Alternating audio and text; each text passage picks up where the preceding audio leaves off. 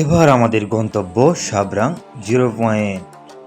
আর এই পথে যেতে যেতেই আমরা দেখতে পারবো উত্তাল সমুদ্রের নীল জলরাশি এবং রাস্তার ধারে সাজিয়ে রাখা নানান রকমের হরেক রকমের বাহারি শ্যাম্পেনগুলো। এই শ্যাম্পেনগুলো নিয়েই জেলেরা সমুদ্রে মাছ ধরতে যায়, আর এইগুলো এত সুন্দর করে সাজিয়ে রেখেছে যা দেখলে মনোমুগ্ধ হয়ে যেতেই হবে আপনাকে। এছাড়াও সমুদ্রের নীল জলরাশি আপনাকে অবশ্যই মন কাড়বে। এরপরে আপনি যখন এই মেরিন ড্রাইভের রোড ধরে যাবেন, এক পাশে পাবেন বিশাল সমুদ্রের মনোমুগ্ধকর ঢেউ, আরেক পাশে পাবেন হিমছড়ি পাহাড়ের উঁচু উঁচু পাহাড়গুলো আপনাকে অবশ্যই ভালো লাগার মতো একটা মনোমুগ্ধকর ফিল দেবে। তাই আমি আপনাদেরকে বলবো, আপনারা অবশ্যই যদি সময় সুযোগ পান অন্তত জীবনে একবার হলেও কক্সবাজার আসবেন এবং মেরিন ড্রাইভ রোড ধরে টেকনাফ সাবরাং 0 পয়েন্ট পর্যন্ত আসবেন, আর এই সমুদ্রের যে মনোমুগ্ধকর দৃশ্য এগুলো উপভোগ করবেন। আর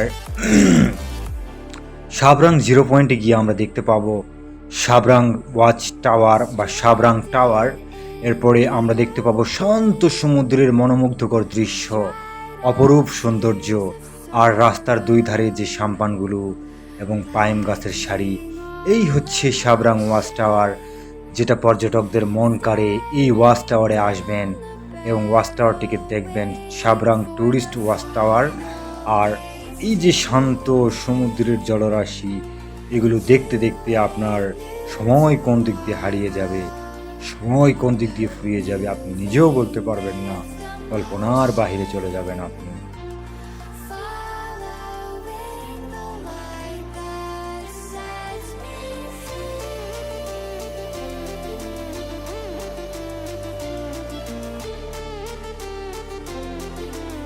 বলতে বলতে আমরা চলে এসেছি সাবরাং ওয়াচ টাওয়ার দেখলাম এবং 0 পয়েন্ট একেবারে টেকনাফের শেষ প্রান্তে, যেখানে আপনি পাবেন টেকনাফ সি বিচ, শাহপরীর দ্বীপ এবং আরও অন্যান্য জিনিস। আর এখানে অসংখ্য শ্যাম্পেনগুলোকে দেখতে পাবেন যেগুলো দাঁড়িয়ে আছে এবং এগুলো মাছ ধরার জন্য প্রস্তুত।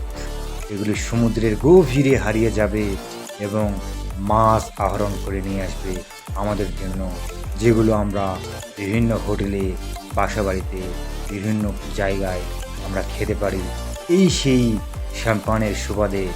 আর এই মনোমুগ্ধকর সমুদ্র দেখতে হলে আপনাকে অবশ্যই টেকনাফ 0 পয়েন্ট সাবরাং চলে আসতে হবে এবং এখানে শান্ত সমুদ্রের কোলাহল মুক্ত একটা পরিবেশে আপনি সমুদ্রটাকে উপভোগ করতে পারবেন। বিশাল সমুদ্র সৈকত, অফুরন্ত জায়গা, অফুরন্ত পরিবেশ।